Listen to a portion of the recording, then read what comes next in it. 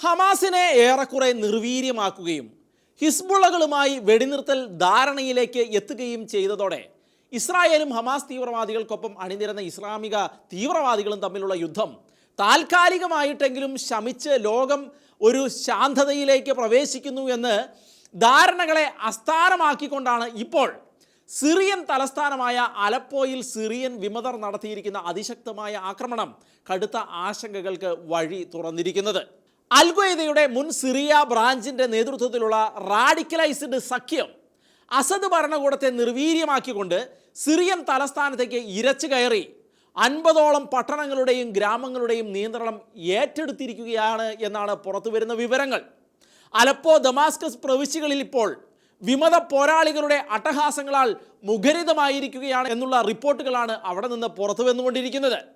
തീവ്ര ഇസ്ലാമിക സംഘടനയായ ഹയാത്ത് തഹ്രീർ അൽ ഷാമിൻ്റെ നേതൃത്വത്തിലുള്ള വിമത പോരാളികളാണ് ബുധനാഴ്ച അലപ്പോയുടെ വടക്കൻ പ്രവിശ്യകളിലുള്ള ഒരു ഡസൻ പട്ടണങ്ങളിലും ഗ്രാമങ്ങളിലും നുഴഞ്ഞു കയറി പ്രശ്നങ്ങൾ ആരംഭിച്ചത്.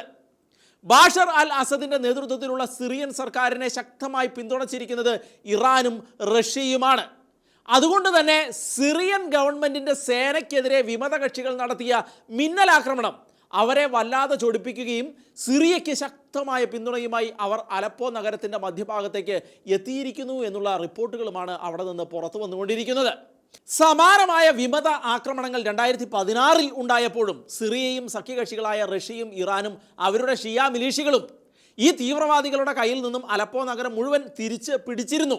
അന്ന് മാസങ്ങൾ നീണ്ട ബോംബാക്രമണത്തിനും ഉപരോധത്തിനും ശേഷമായിരുന്നു വിമത പോരാളികൾ പിന്മാറാൻ കൂട്ടാക്കിയത്.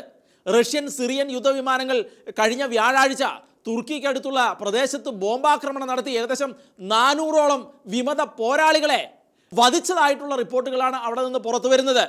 വിമത ആക്രമണം സിറിയയുടെ പരമാധികാരത്തിൻ്റെ ലംഘനമായാണ് മോസ്കോ കണക്കാക്കുന്നതെന്നും നിയന്ത്രണം വീണ്ടെടുക്കാൻ അധികാരികൾ വേഗത്തിൽ നടപടിയെടുക്കണമെന്നും ക്രെംലിൻ വക്താവ് ദിമിത്രി പെസ്കോവ് പറഞ്ഞിരുന്നു.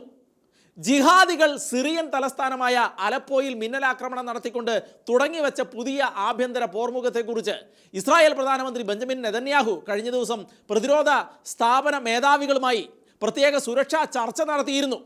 സിറിയൻ ആഭ്യന്തര യുദ്ധത്തിൽ ആയുധങ്ങൾ തെറ്റായ കൈകളിൽ എത്തിച്ചേരാനുള്ള സാധ്യതകളെക്കുറിച്ചും ഇസ്രായേൽ കനത്ത ജാഗ്രത തുടരുകയാണ്.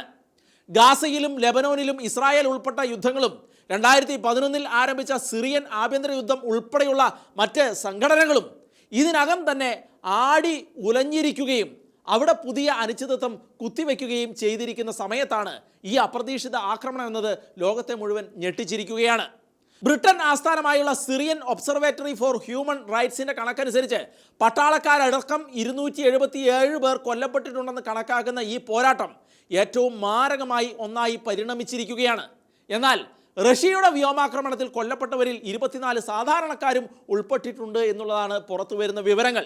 2016 വിമതരുടെ നിയന്ത്രണത്തിലുള്ള പ്രദേശങ്ങൾ തിരിച്ചു പിടിക്കുന്നതിൽ സിറിയൻ സൈന്യത്തിന് നിർണായക പിന്തുണ നൽകിയതിനു ശേഷം ഇറാന്റെ പിന്തുണയുള്ള മിലീഷ്യകൾക്ക് അലപ്പോ മേഖലയിൽ കനത്ത സാന്നിധ്യമാണുള്ളത്. ഗവൺമെൻറ് വിരുദ്ധ ശക്തികൾ റഷ്യൻ പിന്തുണയുള്ള സിറിയൻ സർക്കാർ സേനയേക്കാൾ ഗ്രാമങ്ങൾ പിടിച്ചെടുക്കാനും മെച്ചമുള്ളവരാണെന്നാണ് വിവരങ്ങൾ. ഏതായാലും സിറിയയ്ക്കൊപ്പം ഇറാനും റഷ്യയും എതിർഭാഗത്ത് തുർക്കിയും കളത്തിൽ ഇറങ്ങിയിരിക്കുന്നത് ലോകത്തെ വീണ്ടും ആശങ്കയുടെ മുൾമുനയിൽ നിർത്തിയിരിക്കുകയാണ്.